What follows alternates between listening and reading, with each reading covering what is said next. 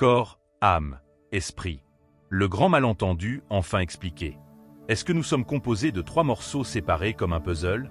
On entend souvent parler de la trilogie corps, âme et esprit.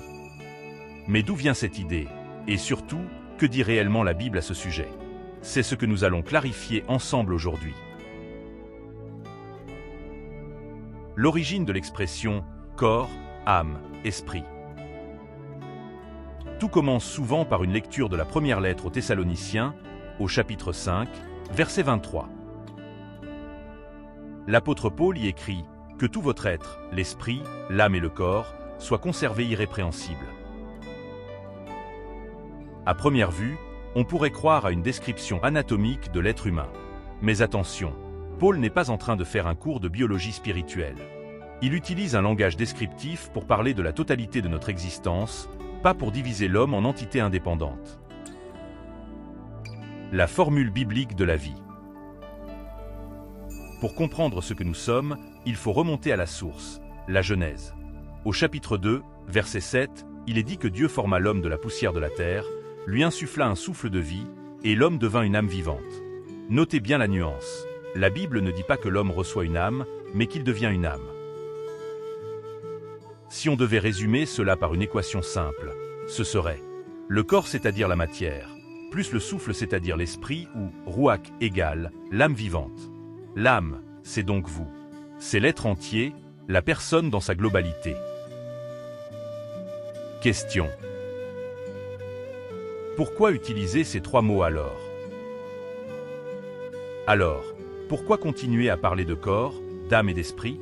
Tout simplement pour décrire les différentes dimensions de notre expérience humaine. Le corps, c'est notre dimension physique. L'âme, c'est notre personnalité, nos émotions et notre volonté. L'esprit, c'est le principe de vie, notre capacité de relation avec Dieu. Ce sont des aspects de notre vie, pas des parties que l'on peut découper. C'est comme lorsqu'on nous demande d'aimer Dieu de tout notre cœur, de toute notre âme et de toute notre force. Personne n'essaie de séparer son cœur de sa force. On comprend qu'il s'agit d'un appel à une consécration totale. Le mythe de l'âme indépendante. C'est ici que c'est crucial. Si l'âme était une entité consciente capable de vivre seule, comment comprendre les textes qui disent que l'âme qui pêche, c'est celle qui mourra? Ézéchiel 18, verset 4.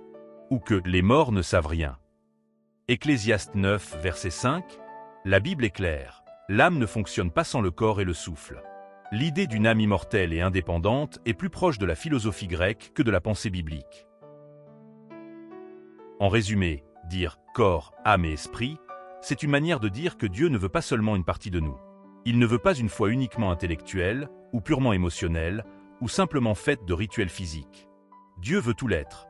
Ce que nous faisons, le corps, ce que nous sommes, l'âme, et la vie qu'il nous donne, l'esprit. Vous êtes une unité parfaite aux yeux de votre Créateur. Et voilà.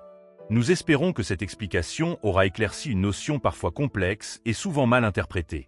L'homme n'a pas une âme, il est une âme. Et Dieu ne veut pas une partie de nous, mais tout notre être dans sa totalité. Notre corps, notre âme et notre esprit. C'est un appel à une consécration pleine et entière. Si cette vidéo vous a éclairé et que vous avez découvert une nouvelle facette de cette vérité biblique, n'hésitez pas à la partager autour de vous. C'est en diffusant la lumière que nous grandissons ensemble. Et bien sûr, pour ne manquer aucune de nos prochaines vidéos et continuer à explorer les richesses de la parole, abonnez-vous à la chaîne et activez la petite cloche.